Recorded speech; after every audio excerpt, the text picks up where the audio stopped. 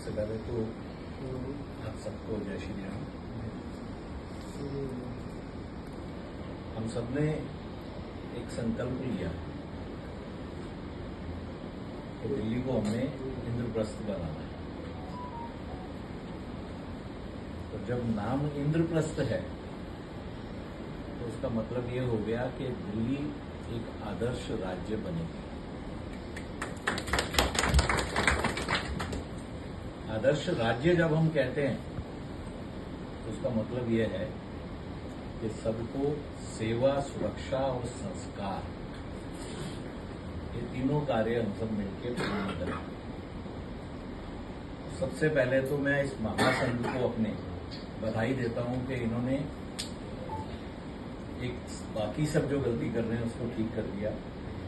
इसका नाम इंद्रप्रस्थ करते हैं।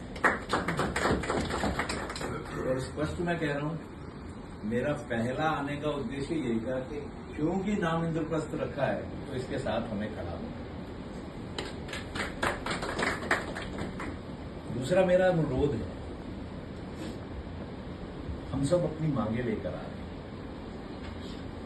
और वो काम पूरा करना भी है प्रशासन, पर कहीं से भी मन में ये मत भाव लेकर चलिए कि प्रशासन और हम अलग हैं। ये काम धर्म का है,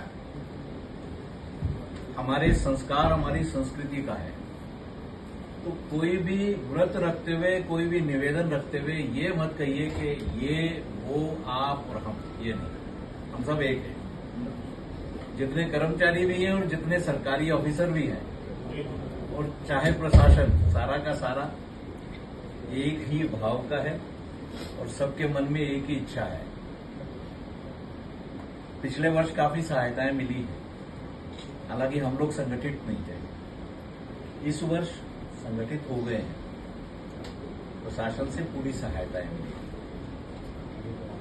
मुझे पूरा विश्वास है हम जितनी बातें कह रहे हैं या जितनी बातों की हमारी आकांक्षाएं हैं उससे आगे प्रशासन सोच रहा है।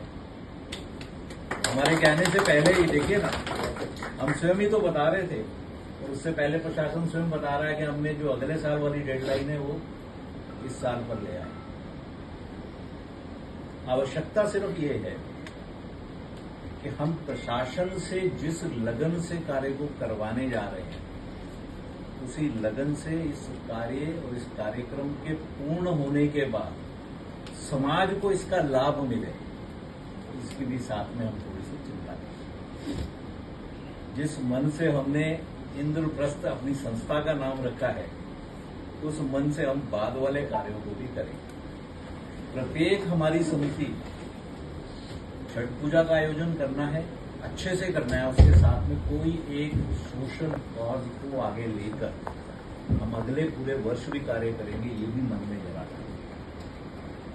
जिससे क्या होगा, हमको भी लगेगा, प्रशासन को भी लगेगा कि हमने इतनी सहायता की, आगे बढ़कर कार्य किया, तो उसका आगे परिणाम भी आ रहा है। और दूसरी जो आवश्यकता आज के समय की लग रही है, हमारे सब कार्यों से युवा पीढ़ी दूर होती जा रही है। थोड़ा हमें ऐसी व्यवस्था करनी है कि युवा पीढ़ी को भी जोड़े। उसको कैसे जोड़ना है आप लोग चर्चा करेंगे, उसकी व्यवस्थाएं हो सकती हैं। एक तो ये भी कारण हो सकता है कि अभी तक साफ सफाई वगैरह इतनी अच्छी होती नहीं थी, युवाओं का मन नहीं करता था आने में, पर अब वो वाली व्यवस्था तो ठीक होगी। अब प्रशासन से पूरी सहायता मिल रही है। ये आप गारंटेड मानिए कि अब आपको वो वाली रीलें इंस्टाग्राम में नहीं मिलेगी जो पहले आती थी। है ना, इतना तो है ना। इस बार वो नहीं होने वाला है। तो अब हमारे को काम करना है जो कि हम कैसे युवाओं को जोड़े, और वो जोड़ने का एक ही तरीका है, सिर्फ पूजा करनी है, धार्मिक आयोजन करना है, उतने तक नहीं रुकना है। कोई ना कोई एक सोशल कॉज, कोई ना कोई ऐसा कार्य जिससे समाज जुड़ता है। जैसे रामलीलाओं को आप लेके चलिए। रामलीला समिति को हमने 2 वर्ष पहले अनुरोध किया था, हमने से कई रामलीला समितियों से जुड़े होंगे। तब हमने ये कहा था कि भगवान वाल्मीकि की आरती हो रामलीला होने से पहले। आप देखो कितना बड़ा उससे संदेश गया। समाज को जब वो कार्य प्रारंभ हो गया, आज 90% से ज्यादा रामलीला या 100% हम कह सकते हैं जहां पर ये कार्य हो रहा है,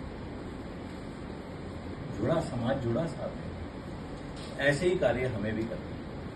यही मैं आपको विश्व हिंदू परिषद की तरफ से अनुरोध करता हूं। मंत्री जी का, प्रशासन का, सबका बहुत बहुत आभार, बहुत बहुत धन्यवाद।